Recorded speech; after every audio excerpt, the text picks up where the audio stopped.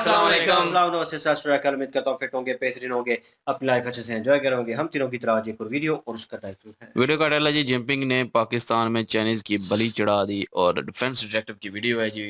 Original video का link description में तो लाजमीन को भी सपोर्ट करें, मैं भी सपोर्ट करें। मेरा नाम मेरे साथ हैं मोहम्मद समीर खोखर। बड़ी सेक्टरिक बॉल्स हो गया स्लैट्स स्टार्ट।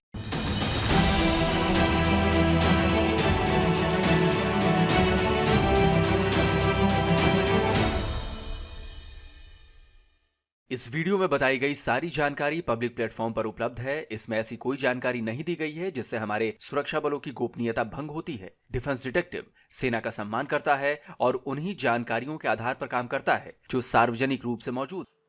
क्या शी जिनपिंग अपने सो कॉल्ड ड्रीम प्रोजेक्ट को पूरा करने के चक्कर में अपने ही देश के लोगों की बलि ले रहे हैं? क्या जिनपिंग चीन के लोगों को पाकिस्तान में भेजकर उन्हें मौत के मुंह में धकेल रहे हैं? यह सवाल इसलिए क्योंकि Pakistan Chinese workers, Chinese engineers और चाइनीज डिप्लोमैट्स के लिए जहन्नुम बन चुका है। चीन से अगर कोई पाकिस्तान जा रहा है तो उसके जिंदा लौटने के चांसेस बहुत कम है। एयरपोर्ट से उतरते ही वो किसी धमाके का शिकार हो सकता है, उसकी गाड़ी को आत्मघाती हमले से उड़ाया जा सकता है, काम के दौरान उसे गोली मारी जा सकती है। नमस्कार दोस्तों, डिफेंस डिटेक्टिव के एक और नए एपिसोड में आप सभी का स्वागत है। मैं हूं आलोक। तो दोस्तों, पाकिस्तान में एक और बहुत बड़ा आतंकी हमला हुआ है और इस हमले में एक बार फिर से चीन के वर्कर्स को निशाना बनाया गया है। एक बार फिर चीनी मारे गए हैं पाकिस्तान के भीतर। और सबसे चौंकाने वाली बात तो यह है कि यह हमला पाकिस्तान में एससीओ के सबमिट से केवल एक हफ्ते पहले अंजाम दिया गया है। तो आप पाकिस्तान में सिक्योरिटी के हाल का अंदाजा आसानी से लगा सकते हैं। शी जिनपिंग का पाकिस्तान प्रेम चीन के लोगों पर बहुत भारी पड़ रहा है। चीन और पाकिस्तान का प्रोजेक्ट सीपेक असल में चाइनीज वर्कर्स की बलि चढ़ाने का प्रोजेक्ट बन चुका है। मियां शहबाज शरीफ के पाकिस्तान में एक बार फिर शी जिनपिंग के चीन से आए लोगों को निशाना बनाया गया है। तो खबर यह है कि पाकिस्तान के सिटी ऑफ पीस यानी शांति के शहर कराची में चाइनीज सिटीजन्स का जबरदस्त स्वागत हुआ है। बीती रात करीब 11 बजे कराची के जिन्ना इंटरनेशनल एयरपोर्ट के बिल्कुल पास एक जबरदस्त धमाका हुआ है। कराची से आपको खबर दे रहे हैं। आम खबर के कराची एयरपोर्ट के करीब जोरदार धमाका सुना गया। इलाके में धुएं के बादल भी नजर आ रहे हैं। ब्रेकिंग न्यूज है, कराची में जिन्ना इंटरनेशनल एयरपोर्ट के करीब जोरदार धमाका सुना गया है। धमाके के बाद धुएं के बादल भी दिखाई दे रहे हैं और पुलिस के मुताबिक धमाके की नौयत और मकाम का तयन किया जा रहा है। और इस धमाके में किसे टारगेट किया गया? जी बिल्कुल सही, चाइनीज सिटीजन्स को। कराची एयरपोर्ट के पास हुए धमाके में चीन से पाकिस्तान आए 3 लोग मारे गए हैं, जबकि करीब 10 के गंभीर रूप से घायल होने की खबर है। कराची एयरपोर्ट के बाहर सिग्नल के करीब खुदकुश हमला हुआ। 2 चीनी शहरी हलाक, रेंजर्स और पुलिस एहलकारों समेत 17 अफराद जख्मी हो गए। धमाके के बाद आग भड़क उठी। 12 गाड़ियों को नुकसान पहुंचा। 70 से 80 किलोग्राम धमाका खेज मवाद इस्तेमाल किया गया। बम डिस्पोजल स्क्वाड ने इब्तदाई रिपोर्ट तैयार कर ली। अच्छा, पहले तो पाकिस्तान ने इस धमाके की खबर को दबाने की भरसक कोशिश ये की गई कि इस आतंकी हमले को एक हादसा साबित कर दिया जाए कि हादसा हुआ है, हमला नहीं हुआ है। लेकिन ये हो न सका। होता भी कैसे? आखिर इसमें चीन के लोग जो मारे गए थे। कराची एयरपोर्ट के पास हुए इस धमाके को ऑयल टैंकर ब्लास्ट बताया जा रहा था, लेकिन पाकिस्तान का ये झूठ ज्यादा देर तक टिक नहीं सका। चीन की गवर्नमेंट ने इस धमाके के फौरन बाद पाकिस्तान में रहने वाले अपने नागरिकों के लिए एडवाइजरी जारी कर दी। जिनपिंग गवर्नमेंट ने इसे आतंकी हमला बताते हुए इसकी निंदा कर डाली। तो पाकिस्तान भला ऐसे कैसे छिपा पाता? पाकिस्तानी गवर्नमेंट ने भी मजबूरी में ही सही इस धमाके को बारबारिक एक्ट करार दिया और इसके दोषियों के खिलाफ सख्त कार्रवाई की बात कह डाली। कराची में हुए धमाके में चाइनीज सिटीजन्स के मारे जाने की खबर ने शहबाज और आसिम मुनीर की नींदें तो उड़ा दी होंगी। रात करीब 11 बजे धमाका हुआ और शहबाज शरीफ ने सुबह करीब 10 बजे ट्वीट कर इस पर अफसोस जताया और चीन के लोगों की सुरक्षा और सख्त करने की बात कही। अब अटैक हुआ तो पीएम शहबाज शरीफ ने कहा कि हम चीन के लोगों को और ज्यादा सुरक्षा देंगे। इसकी भी डिटेल आपको बताऊंगा, पर उससे पहले आपको एक और बात बतानी है कि जिन लोगों को टारगेट किया गया, यानी जिन चाइनीज को टारगेट किया गया, जिस कॉन्वॉय को टारगेट किया गया कराची में, वो लोग हैं कौन, क्या करते थे, क्या है उनकी पहचान। कराची एयरपोर्ट के पास हुए ब्लास्ट में मारे गए तीनों चाइनीज सिटीजन्स कराची के port Qasim electric power company में काम करते थे। ये मैप देखिए, ये है पोर्ट कासिम पर ईपीसी का पावर प्लांट। अरब सागर में सिंधु नदी के डेल्टा के ठीक किनारे ये पावर प्लांट बना हुआ है और जिन्ना एयरपोर्ट से इस port Qasim electric power plant की दूरी तकरीबन 33 किलोमीटर है। तो चाइनीज वर्कर्स को लेकर एक कॉन्वॉय एयरपोर्ट जा रहा था। NH5 से एयरपोर्ट रोड में एंट्री के कुछ ही देर बाद एक रेड लाइट पर इस कॉन्वॉय को टारगेट किया गया। बताया जा रहा है कि आईईडी से भरी एक गाड़ी में हमलावर पहले से ही इस कॉन्वॉय का इंतजार कर रहे थे और जैसे ही कॉन्वॉय उनके पास से गुजरा तो हमलावरों ने विस्फोटकों से भरी अपनी गाड़ी उनकी गाड़ी से टकरा दी। कराची एयरपोर्ट के करीब धमाका कैसे हुआ, बम डिस्पोजल स्क्वाड ने रिपोर्ट तैयार कर ली। रिपोर्ट के मुताबिक 70 से 80 किलोग्राम कमर्शियल धमाका खेज मवाद इस्तेमाल किया गया। हमला मेहरान कार के जरिए हुआ जिसके अंदर धमाका खेज मवाद मौजूद था। इस हमले में मारे गए चाइनीज वर्कर्स के नाम भी सामने आ चुके हैं। ली जुन, वू जुन जिन और ली जियाओ ने इस हमले में अपनी जान गंवाई है। चाइनीज जो हैं उनको टारगेट किया गया है कराची पाकिस्तान के अंदर। कहा जाता है कि चाइनीज स्टाफ जो था वो port Qasim electric power company जो है उसके लोगों को लेके जाया जा रहा था कि रात कल 11 बजे जो है वो तकरीबन 4 लोग जो है जिनकी जानें चली गई, जिनमें 2 चाइनीज हैं। अब चाइनीज ने पाकिस्तान पे प्रेशर डालना शुरू कर दिया और उन्होंने कहा है कि पहली बात तो ये है कि जो एक तो कंडेम करते हैं, दूसरा इन्वेस्टिगेशन चाहिए और तीसरा हमें पनिशमेंट दे करें उन लोगों को। अब सवाल उठता है कि कराची में इतना बड़ा हमला आखिर किया किसने कराची एयरपोर्ट के ठीक बाहर चाइनीज वर्कर्स के कॉन्वॉय को टारगेट किया। तो आपको बता दूं कि इस हमले की जिम्मेदारी BLA यानी बलूचिस्तान लिबरेशन आर्मी ने ली। कराची में हमले के थोड़ी देर बाद BLA ने इसे अंजाम देने का क्लेम किया था। BLA के मीडिया सेल हक्काल ने एक तस्वीर भी जारी की है। इसमें दावा किया गया है कराची एयरपोर्ट ब्लास्ट को BLA के मजीद ब्रिगेड ने किया है और इसे अंजाम देने वाले का नाम है शाह फहद उर्फ आफ्ताब, यानी आफ्ताब ने ही विस्फोटकों से भरी गाड़ी को चाइनीज वर्कर्स की गाड़ी से टकरा दिया था। दोस्तों, ऐसा पहली बार नहीं हुआ है जब पाकिस्तान में चीन के वर्कर्स, इंजीनियर्स या किसी दूसरे अधिकारियों को टारगेट किया गया है। ऐसा पहली बार नहीं हुआ है कि चाइनीज पाकिस्तान में पहली बार मारे गए। जब से सीपेक शुरू हुआ है तब से लगभग हर साल चीन के लोगों पर हमला हो रहा है और चाइनीज लोगों की जान जा रही है। कराची एयरपोर्ट के पास हुए धमाके में 3 चाइनीज के मारे जाने के बाद पाकिस्तान गवर्नमेंट ने फौरन चाइनीज लोगों की सिक्योरिटी के लिए 45 बिलियन पाकिस्तानी रुपए खर्च करने का ऐलान कर दिया है। लेकिन सवाल उठता है कि इससे होगा क्या? भाई, पहले भी तो पाकिस्तान ने चीन के लोगों की सुरक्षा के लिए अलग फोर्स बनाई, पैसे झोंके, लेकिन हमले तो लगातार हो ही रहे हैं। इससे पहले 26 मार्च को खैबर पख्तूनख्वा के बीशम में चाइनीज इंजीनियर्स और ऑफिसर्स के कॉन्वॉय को एक आत्मघाती हमले में उड़ा दिया गया था। इसमें 5 चाइनीज और 1 पाकिस्तानी की जान चली गई थी। ये लोग दासू हाइड्रो पावर प्रोजेक्ट पर काम कर रहे थे। 26 अप्रैल 2022 को कराची यूनिवर्सिटी के कन्फ्यूशियस इंस्टीट्यूट में एक आत्मघाती हमले में 3 चाइनीज टीचर समेत 4 लोग मारे गए थे। 20 अगस्त 2021 को ग्वादर में चीनी लोगों को ले जा रही एक बस को आत्मघाती बम से टारगेट किया गया। इस हमले में 2 बच्चों की जान चली गई थी। हालांकि दावा किया गया था कि बस में सवार सभी चाइनीज सेफ थे। इससे पहले 14 जुलाई 2021 को खैबर पख्तूनख्वा के अपर कोहिस्तान में ठीक उसी तरह का हमला हुआ था जैसा इस साल बीशम में किया गया था। तब भी दासू हाइड्रो पावर प्लांट में काम कर रहे चाइनीज इंजीनियर्स और वर्कर्स को टारगेट किया गया था। उस हमले में 9 चाइनीज इंजीनियर्स की जान चली गई थी। 21 अप्रैल 2021 को क्वेटा में चाइनीज एम्बेसडर को टारगेट करने की कोशिश की गई थी।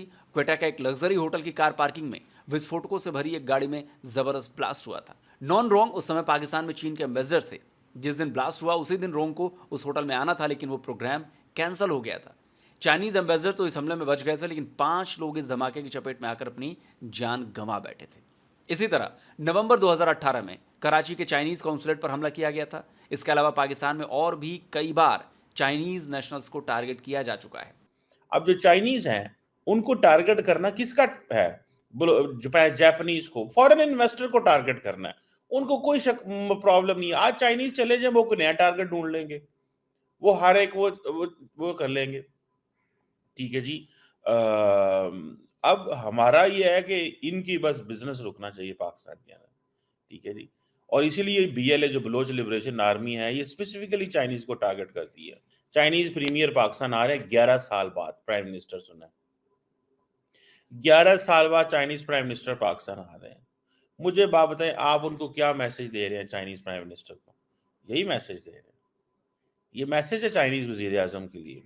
इतना ही नहीं, पिछले महीने 23 तारीख को ही पाकिस्तान के स्वात में 1-2 नहीं बल्कि 10 से ज्यादा देशों के डिप्लोमेट्स के कॉन्वॉय पर जबरदस्त हमला हुआ था। गनीमत रही थी कि सारे डिप्लोमेट बाल बाल बच गए थे। यानी पाकिस्तान में फॉरेन डेलीगेट से लेकर फॉरेन इंजीनियर्स और वर्कर्स तक कोई सेफ नहीं। आप जानकर हैरान रह जाएंगे कि कल कराची में जहां हमला हुआ वो हाई सिक्योरिटी जोन है। मैं आपको मैप के जरिए समझाता हूं कि क्यों यह हमला पाकिस्तानी आर्मी और उसकी जो खुफिया एजेंसी है ISI, उसके लिए शर्मिंदगी की एक और वजह बन गया। तो दोस्तों, मैं आ गया अब अपनी सीट पर और यहां पर मैं आपको बताने वाला हूं कि जो कराची में हमला हुआ है, जो BLA ने हमला किया है, वो हमला नंबर 1 एजेंसी और नंबर 1 आर्मी, उसके ऊपर कितना बड़ा धब्बा है। और जब आप इस तस्वीर को देखेंगे ना, जो मेरी स्क्रीन पर ये तस्वीर दिख रही है आपको, ये जब मैं इसमें समझाऊंगा तो आपको ये बात समझ में आएगी कि मैं क्या बात कह रहा हूं और क्यों हम लोग हंसते हैं जब कोई पाकिस्तानी कहता है ना कि नंबर 1 एजेंसी है, नंबर 1 आर्मी है। तो ये सारी चीजें देखकर हमें हंसी आती है। अब चलिए जरा इस तस्वीर को देखिए। द बलूचिस्तान पोस्ट ने ये मैप बनाया है और इस मैप में वो जगह दिखाई है जहां पर हमला हुआ है। अब देखिए, इस जगह पर हमला हुआ है। The BLA attack a Chinese delegation in the highly secured VIP protocol area. अब देखिए क्यों है ये VIP प्रोटोकॉल। अब देखिए, यहां पे आपको जिन्ना इंटरनेशनल एयरपोर्ट नजर आ रहा है, यहां पे आपको मालिर कैंटोनमेंट नजर आ रहा है, यहां पर आपको PNS मेहरान नजर आ रहा है और ये फैसल एयर बेस है। मतलब ये नेवी का बेस, ये एयरफोर्स का बेस और ये जो है ये आर्मी का बेस। अब आप समझ रहे हैं। और ये जिन्ना इंटरनेशनल एयरपोर्ट। तो जिन्ना इंटरनेशनल एयरपोर्ट जो है वो पाकिस्तान के सबसे बिजी एयरपोर्ट्स में से है, सबसे ज्यादा बिजी। मतलब वहां पर इंटरनेशनल फ्लाइट्स भी आती हैं, डोमेस्टिक फ्लाइट्स भी आती हैं। और 1924 में इसको ओपन किया गया था। 1924 में, मतलब जब ये भारत का हिस्सा था, तब ब्रिटिश इंडिया था, तब ये 1924 में किया गया। आज 100 साल हो गए हैं। 100 साल पुराना ये एयरपोर्ट है। और इसके बारे में एक और इंपॉर्टेंट बात बताता हूं कि JRD टाटा जो थे, उन्होंने एक मेडन प्लेन उड़ाया था। वो पसमोथ है, 3 सीटर एयरक्राफ्ट होता था, उसमें मेल लेकर गए थे वो 1932 में। तो ये वो एयरपोर्ट है। तो ये मैंने थोड़ा सा इसलिए बताया कि आपके ज्ञान में इजाफा हो जाए। तो जिन्ना इंटरनेशनल एयरपोर्ट है, मतलब हाईली सिक्योर इलाका है। एयरपोर्ट के आसपास सिक्योरिटी बड़ी टाइट होती है। मालिर कैंटोनमेंट, यानी कि ये आर्मी का इलाका है और आर्मी का इलाका बहुत ज्यादा दूर नहीं है, कुछ किलोमीटर के फासले पर है। तो इससे आप समझ सकते हैं कि ये कितना हाईली सिक्योर्ड जोन है। इससे थोड़ी दूर पर, अब एयरपोर्ट के ये आप देख लें कि इस हिस्से में था, अब एयरपोर्ट के इस हिस्से में है। तो यहां पर PNS मेहरान है।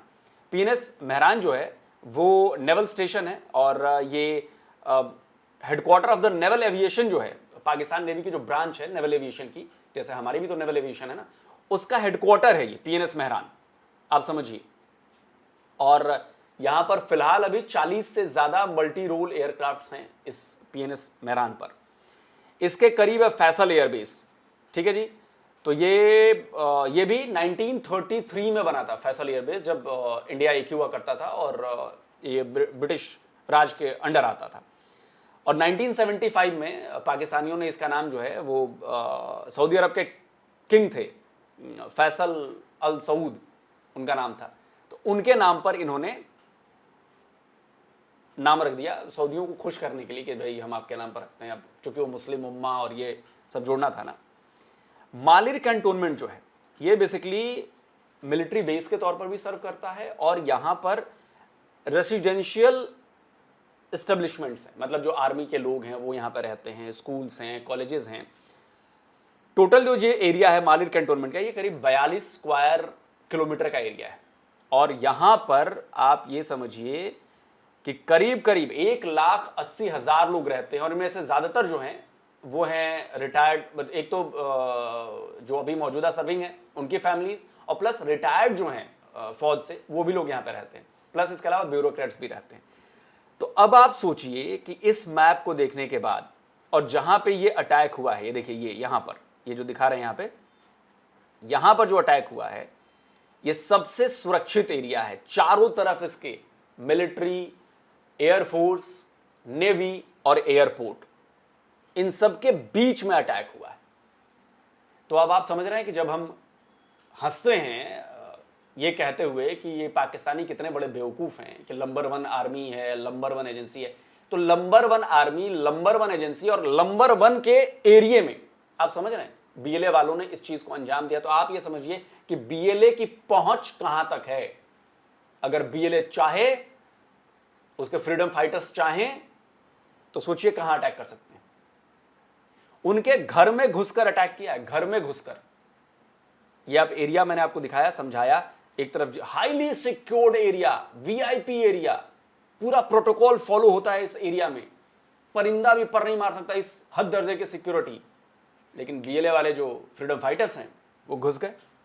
लेकिन कोई पाकिस्तानी ये सवाल अपनी आर्मी से, अपनी एयरफोर्स से, अपनी पुलिस से, अपनी एजेंसी से नहीं पूछेगा कि तुम लोगों के घर में घुसकर अटैक होता है और तुम लोग कुछ नहीं कर पाए उसको रोकने के लिए।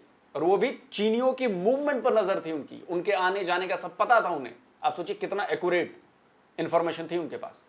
तो ये पूरा मैंने आपको मामला समझाया। उम्मीद करता हूं कि इससे आपको बहुत कुछ समझ में आ गया होगा कि क्यों पाकिस्तान एक फेल्ड स्टेट बनता जा रहा है और फेल हो चुका है वो हर मोर्चे पर, चाहे वो सिक्योरिटी हो, चाहे वो सोशली हो, चाहे वो इकोनॉमिकली हो, हर नजरिए से फेल है।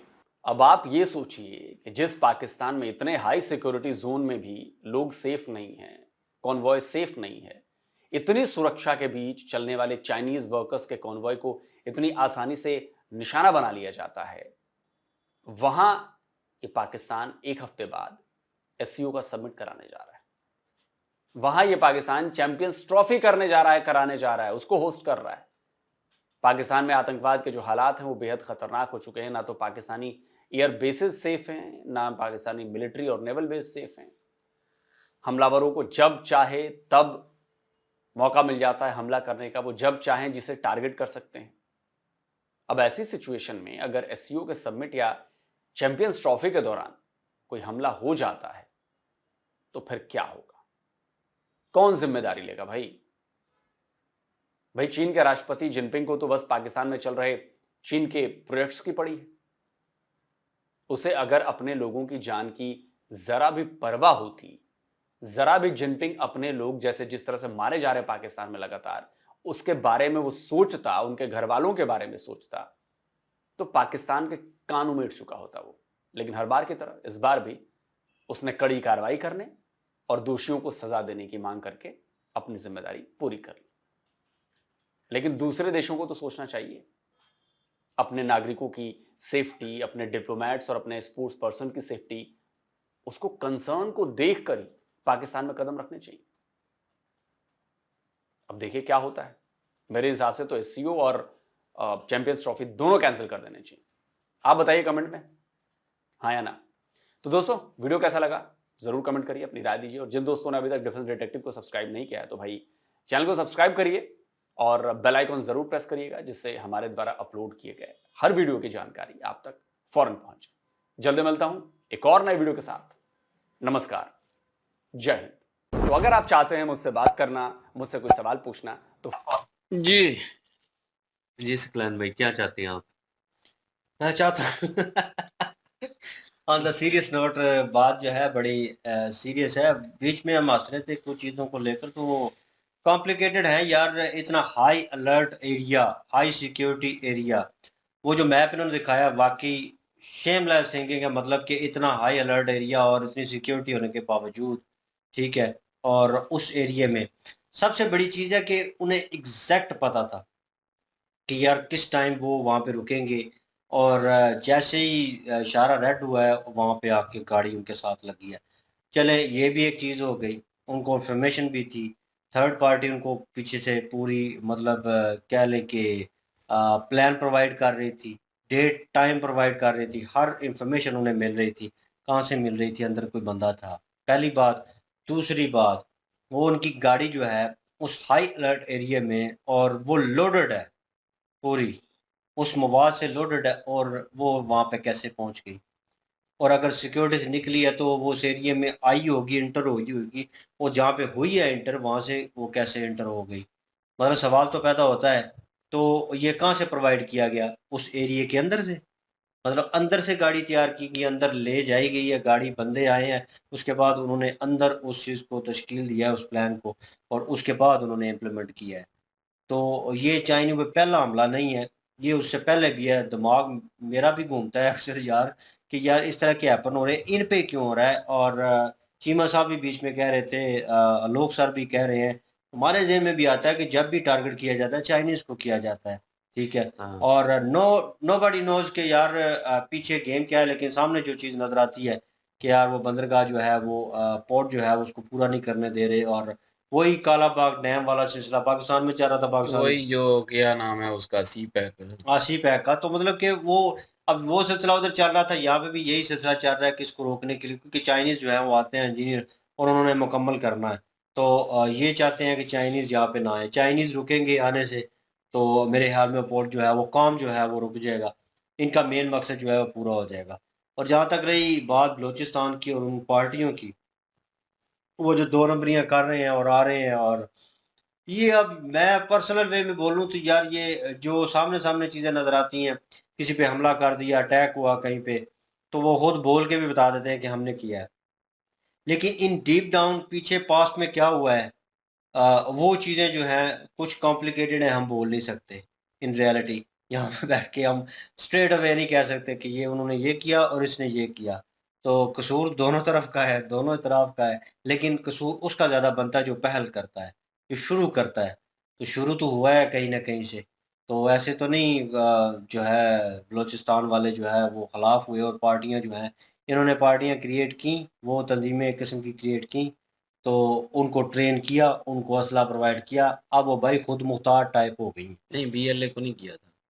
या एक को किया ना आपने तैयार, तो दूसरी उसके साथ तैयार कैसे होगी फिर? हाउ? और यार दहशतगर्द तंजीमें हैं, इसको सपोर्ट ना ही करें तो बेहतर है। टीटीपी हो गया, बीएलए हम हो गया, सपोर्ट मैं नहीं तो कर इसको रहे। टेररिज्म ही कहूँगा। मैं तो जो टेररिस्ट कि क्या यार अगर आपने अटैक करना ही है तो उन क्यों क्यों करते हो जो कि पाकिस्तान में जो है इन्वेस्ट कर रहे हैं और पाकिस्तान में एक किस्म का मेहमान के तौर पे आ रहे हैं ना, अपना काम कर रहे हैं, जॉब कर रहे हैं, उन पे अटैक किया जा रहा है। पंजाबी जाते हैं, उनको उड़ा दिया जाता है, आम अवाम। भाई जाकर लड़ो, फिर वही बात आ जाती है हमास वालों की और इजराइल वालों की कि दूसरे लोगों को मारना है, जाकर फौज के साथ लड़ना नहीं है हमास ने, और अवाम में छुप जाना है। फिर जब इजराइल ने मारना है तो सिविलियन मार रहे हैं। इसी तरह बलोचिस्तान में जब आर्मी मारने जाती है तो बीच में सिविलियन आ जाते हैं कि जी हमारे सिविलियन मार दिए, फिर मारंग बलोच जैसे बाहर आ जाते हैं। फिर हाँ, ये भाई ये प्रॉब्लम चीजें पहल बड़ी किसने अजीब किया है? हैं, चाहे जिसने भी पहल की है, आम पहल अवाम किसने को की मारने है? का क्या तुक इस तरह तो फिर इजराइल ने फिर फिर कब्जा आप किया ला जाके, फिर आप इस तरह तो ला पे इजराइल ने चलते हैं। कब्जा किया तो फिर इजराइल ने पहल की। बस ला पे आप चलते हैं, जब ला पे चल रहे ला पे होते चले तो फिर वो वहां पे आप कहते हैं कि जो है वो ला पे दहशतगर्द कैसे तंजीम है, ला पे कैसे यहाँ पे चले? आप कहते हैं कि ये वो दहशतगर्द नहीं है। तंजीम ला पे तैयार की हुई चलना हमारी भाई है। ये भी दहशतगर्द, अगर वो दहशतगर्द है ये भी ये दहशतगर्द अपनी है। तैयार की हुई ये है। हमारे मुल्क में तबाही मचा रहे हैं तो दहशतगर्द है हमारे लिए। भाई ये ये मचाएंगे, इनको खत्म करना चाहिए और आर्मी खत्म करे इनको। ये और तो देखिए ना, यहाँ पे एक पॉइंट ये भी आ जाता है कि हमारे एरिया में अब बहुत सारे बलोची, बहुत सारे सिंधी जो हैं वो ऐसे रह रहे हैं जैसे हम लोग अपने घरों में रह रहे हैं। हमने उनको कभी उनको नहीं रहने मारा। के लिए जगह दी हुई है, काम दिया हुआ है, सब कुछ है। तो उनके साथ किसी भी बंदे की कोई प्रॉब्लम नहीं है। अगर कोई पंजाबी वहां पे चला जाता है बलोचिस्तान में, पता चल जाए सिर्फ ये पंजाबी है, उसने कुछ किया है या नहीं किया, लेकिन उसको वो मार देते हैं, बिल्कुल भी नहीं छोड़ते। लेकिन हमारे यहाँ ऐसा कुछ नहीं है। हमारे एरिया में बहुत सारे बलोची हैं, लेकिन आम बलोची को कुछ भी नहीं कहा जाता। ये नहीं हम कहते कि हम गलत को गलत तो कहना जरूरी है ना। हम ये नहीं कहते कि जो बलूचिस्तान में हो रहा है वो सही हो रहा है, वो गलत हो रहा है, नहीं होना चाहिए। जो आम लोगों के साथ ज्यादती होती है वो नहीं होनी चाहिए। लेकिन ये जो तंजीमें कर रही हैं, ये जो सिविलियंस लोगों को या चाइनीज को मार रहे हैं, ये भी गलत कर रहे हैं। इनको भी ऐसा नहीं करना तो चाहिए। गवर्नमेंट इसको बैठ के रिजॉल्व करे ना, इस मसले को क्यों नहीं करती? करना चाहिए ना तो रिजॉल्व। गवर्नमेंट हम तो ये कहते पहला हैं करें। मसला नहीं है, ये पहला हमला नहीं है कि जहाँ पे कहें कि हाँ हम सोचेंगे, हम देखेंगे। एक बार होता है तो भाई उसको सीरियसली लिया जाता है और सिक्योरिटी जो है उनको प्रोवाइड की जाती है। ये कुछ छठा 10वां हमला उन पे हो रहा है, सिक्योरिटी और तो चाइनीज प्रोवाइड पे हो रहा है, और पता भी है कि क्यों हो रहा है और किस चीज को रोकने के लिए ये किया जा रहा है और कौन कर रहा है, ये भी वो स्ट्रेट अवे बता रहे हैं। सिक्योरिटी तो प्रोवाइड की जाती है ना। सिक्योर करते करते ही वो 3-4 दिन की बात है अभी। 5 आर्मी के नौजवान थे, एक उसमें लेफ्टिनेंट कर्नल था, तो वो इन्हीं को सिक्योर कर रहे थे। मुझे नहीं लगता कि सिक्योर कर रहे होते तो भाई ये अपन दोबारा होते ही नहीं। पाकिस्तानी आर्मी इतनी भी यार पाकिस्तानी आर्मी अगर बलूचिस्तान में जाकर करती है तो बीच में सारे अवाम आ जाती है, सिविलियन आ जाते हैं। पिछली दफा देखा नहीं था, सिविलियन बीच में आ जाते हैं, तो फिर क्या करे पाकिस्तानी आर्मी भी वहां और पे? यहाँ पे उन्होंने भी क्या हमास वाला काम किया हुआ था, सिविलियन लोगों के घरों पे जाके स्टे ले लेते हैं। यही और तो करते हैं, तो वहां वहां पे सपोर्ट कर रही है उनको कि जी ये फ्रीडम फाइटर हैं जी, यहाँ पे लड़ रहे हैं जी। तो फिर ये फ्रीडम फाइटर हैं, तो फिर आपने जो है वो क्यों ऐसे हमले कर रहे हैं? यार जाके लड़े, फिर फौज से लड़े, फिर सामने से जाके लड़े। आर्मी के बहुत इस सारे तरह लोग तो हैं जो कहते हैं कि ये फ्रीडम फाइटर और हम इनके साथ हैं और हम इनके हक में। आर्मी कोई नहीं कहती, आर्मी आर्मी मैंने नहीं कोई भी बयान सुना कि कोई बलोचिस्तान वालों के साथ हो। लेकिन आम सिविलियन को अगर कोई मारेगा तो मैं भी खिलाफ हूँ उसके, चाहे वो आर्मी हो चाहे कोई भी हो। आम सिविलियन को नहीं मारना। लेकिन ये जो तंजीमें हैं इनको तो रगड़ना पड़ेगा ना। अब जैसे कि कोई भी अगर तंजीम है, सबको मैं कहता हूँ तंजीमें खत्म करें और ये तंजीमों को रगड़ें। अगर इसराइल अगर तंजीमों को मार के ठीक कर रहा है, तो यहाँ पे भी पाक आर्मी इनको जो है BLA या TTP या ये भी तंजीमें जो दहशतगर्दी कर रहे हैं, यहाँ पे बम धमाके कर रहे हैं, इनको खत्म करना चाहिए। जो जिसमें सिविलियन मार रहे हैं, अब वो चाइनी 3 नहीं मरे होंगे, साथ में पाकिस्तानी भी कई मरे होंगे, तो वो क्या सिविलियन नहीं थे? पाकिस्तानी मरा है, एक नहीं, मरा है। वही ना, वही कह रहा हूँ कि वो पाकिस्तानी वो सिविलियन नहीं थे। उनका मकसद है मारना उनको। तो यही तो मकसद है, उनको नजर नहीं आता कौन सिविलियन मार रहा है या कसूरवार मार रहा है, उन्होंने मारना ही मारना है, तो उनको भी ठोकना चाहिए। फिर मैं इन चीज के खिलाफ हूँ, कोई भी तंजीम हो, ये फ्रीडम फाइटर के नाम पे जो है वो सिविलियन को मारना शुरू कर देते हैं, दहशतगर्दी फैलाना शुरू कर देते हैं, टेररिज्म करते हैं। ये सारे जितने भी हैं, ये हमास हो गया, हिजबुल्ला हो गया, ये पाकिस्तान में BLA, लश्कर तैयबा, ये वो सिलेटन पटन, सब, मैं किसी तंजीम का साथ नहीं दे रहा। मुश्किल होता है जब पाकिस्तान में एक आर्मी बनी हुई है तो आर्मी को होल्ड करना चाहिए बस, वो कोई तंजीम नहीं होनी चाहिए मूवी कहीं का पे। सीन था लेकिन रियलिटी पे था, और छोटा सा सीन था कि वो इन्वेस्टिगेट कर रहे थे और इससे इन्वेस्टिगेट एक बंदे को करने में 10 बंदे लगे हुए थे, और उसमें तकरीबन 2 या 3 एपिसोड निकल गई सिर्फ इसी चीज के ऊपर कि वो कड़ियां जोड़ रहे थे कि कहाँ से कहाँ है, और ये बंदा जो है गुनाहगार है, इसने किया है और ये रिलेटेड है किसी से। और वो करते करते 3 एपिसोड, मतलब कि उसमें दिखाया गया कि 1 वीक से ऊपर जो है टाइम हो गया, और उससे इन्वेस्टिगेट ही कर रहे हैं, लगातार पूछे जा रहे हैं और कड़ियों से कड़ियां जोड़ रहे हैं। एट दी एंड उन्हें पता चला कि ये बंदा सिर्फ इंफॉर्मेशन प्रोवाइड करता है। एक बंदा आप कह रहे हैं ना गुनाहगार, और ठीक है, और वो जो है वो कैसे पता चलेगा? एक बंदे के ऊपर उन्होंने 1 हफ्ता लगा दिया और उसके बाद जाके उन्हें कड़ी मिली कि सिर्फ ये इसने इंफॉर्मेशन प्रोवाइड की है इस चीज़ की, तो वहाँ पे वो सामान जो है, वो बारूद जो है वो ट्रांसफ़र किया गया है, इसके अलावा इसका कोई ताल्लुक नहीं है, सिर्फ ये खबरी है बीच में। तो ये भी उतने ही कसूरवार है। तो कसूरवार वो एक था, उसको सजा देने में इतना टाइम लग गया, कहने का मकसद है। तो फिर आप ऑन द स्पॉट फैसला करना ऑन द चाहते हैं? स्पॉट की बात मैं नहीं भी कर चाहता रहा, हूँ मैं खत्म कहता करें। हूँ कि इनको पकड़ें, इनको शनाख्त करें, यही तो सिक्योरिटी का काम है, यही तो आर्मी ये का तो काम अरसे है, से यही तो एजेंसियों का काम है कि वो इनको शनाख्त करें और इनको पकड़ पकड़ के बिल से निकाल के मारे। यार किस तरह होगा जाकर? करनी पड़ेगी ना, इन्वेस्टिगेशन तो करनी पड़ेगी। वो लोग सर वाली बात के नंबर 1 एजेंसी जो है वो फिर क्यों यार इतनी security, high alert security area में सिक्योरिटी, हाई इस अलर्ट तरह? सिक्योरिटी में भी सारी चेकिंग होनी चाहिए, पूरी सिक्योरिटी होनी चाहिए। ये नहीं है कि कोई भी उठ के आया और मुंह उठाया और जाके हमला कर दिया। यार ये तो एक मतलब फॉरेन अगर कोई आया हुआ है तो वो समझे आपके मुल्क में, आपकी धरती पे आया हुआ है, तो उसकी सिक्योरिटी का जिम्मा आप पे बनता है, ना कि किसी और पे, ना तो किसी और पे बनता है, वो आप पे बनता है। तो पाकिस्तान की एजेंसियों को, इदारों को जो है वो उसको सिक्योरिटी प्रोवाइड करनी चाहिए, और ये तो मैं कहूँगा। और लेकिन ये जो पाकिस्तान में इन चाइनीज को या किसी और को टारगेट कर रहे हैं जिसमें सिविलियन भी मार रहे हैं, तो उनको भी टारगेट करना पड़ेगा, तो करें उनको भी। फिर यार फिर वो सारे आ जाते हैं जी हमारा इसको मार दिया, सिविलियन को मार दिया, फिर पाक आर्मी भी बदनाम होती है। तो ये चीजें भी हैं, हर जगह जो है वो आर्मी ही गलत नहीं है, ये कई मारा जगह जो बलोच है है। वो ये तंजीमें भी गलत मारा हैं। बलोच ने जो फोटोज उठाई हुई थी और जो बात कर रही थी, वो बीच में लोग भी उनसे वार्तालाप कर रहे थे जिनके बच्चे घर से उठाए गए हैं, जिनके बच्चे मजदूरी कर रहे थे, वो काम पे जाते थे। एक बंदा 7 से लेकर और 3 बजे तक 4 बजे तक काम पे होता है, तो उसके बाद वो घर होता है या दूसरों के साथ होता है, और उसको उठा लिया गया घर से। अब इन्वेस्टिगेट करें ना, इन्वेस्टिगेट करने का मकसद है कि हाँ 1 हफ्ता लगता है, 2 हफ्ते लगते हैं, इन्वेस्टिगेट करें। अगर उसका कनेक्ट निकलता है तो भाई उसको मारने की बजाय, गायब करने की बजाय दूसरा कनेक्ट ढूंढें कि ये किसके साथ कनेक्ट है। कड़ी से कड़ी जुड़ती है और उसके बाद उसको पकड़ा जाता है। बंदे ही गायब कर दिए हैं, नहीं वो इतने गलत है, जवान जो है गायब कर दिए, तो मैं उन्होंने उस बाहर चीज तो निकलना है, एहतजाज तो मैं करना उस है। चीज को सपोर्ट नहीं कर रहा, लेकिन जो इस तंजीम के बंदे हैं उनको शनाख्त करके जो है वो रगड़ना चाहिए।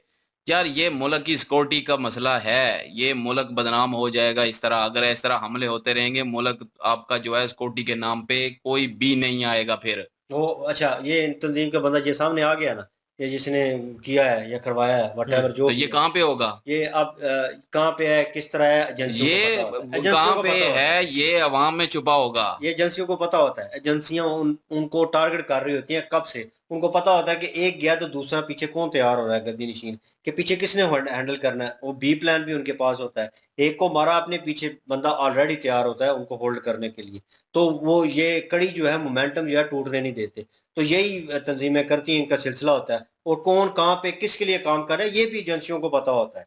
दोनों एजेंसियां बेशक मुखालफ हों, इंडिया की और पाकिस्तान की कह लें अगर मुखालफ है, लेकिन एक दूसरे के साथ इंफॉर्मेशन शेयर होती है और इन्हें पता है कि कौन कहाँ पे बैठा हुआ और क्या कर रहा है, ठीक है, लेकिन काम अपना अपना करने देते हैं, चल रहा है, तो अगर उनको पता है कि फलां जगह पे वो बैठा हुआ है, फलां एजेंसी को फलां बंदा होल्ड कर रहा है, पीछे इसने होल्ड करना है, तो पीछे कहानी क्या बचती है, पीछे फिर आप उनको मार नहीं रह जाता है पीछे बाकी, तो वो मारना तो चाहिए फिर। उनको टारगेट करें, उनको तो मारे, मैं भी तो ही कह रहा हूँ ना कि उनको इन ये निकालें। तंजीमों वालों को जो है टारगेट करें जो कि मुल्क की सिक्योरिटी पे इशू बना रहे हैं। अब जैसे कि ये हमले हो रहे हैं और सिक्योरिटी नहीं दे पा रही है हमारी एजेंसी, ठीक है, तो फिर अब क्या बन रहा है जी, वो अब लोग भाई ने भी कहा कि एससीओ मीटिंग भी नहीं होनी चाहिए, चैंपियनशिप भी नहीं होनी चाहिए, तो बात तो ठीक है।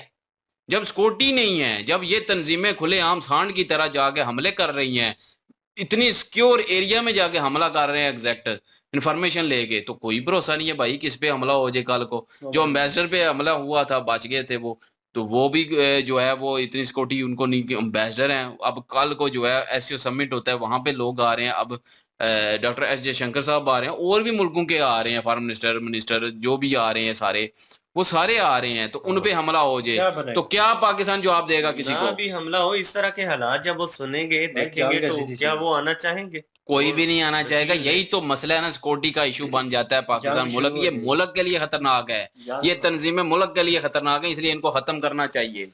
बहरहाल जी नासूर है, इसमें तो कोई शक नहीं है, और मैं नहीं चाहता कि पाकिस्तान में कोई जंग का सिलसिला हो, क्योंकि बेड़े गर्क हुए पड़े हैं और अब इस तरह भी अगर वो एजेंसियां खत्म करना शुरू करेंगी तो वो खाना जंगी में तब्दील होगा, बलूचिस्तान वाले सारे, क्योंकि जितने भी ये तंजीमों वाले लोग हैं ये बलूचिस्तान के आम सिविलियन लोगों में से ही उठ के बने हैं ना, बीएलए वाले।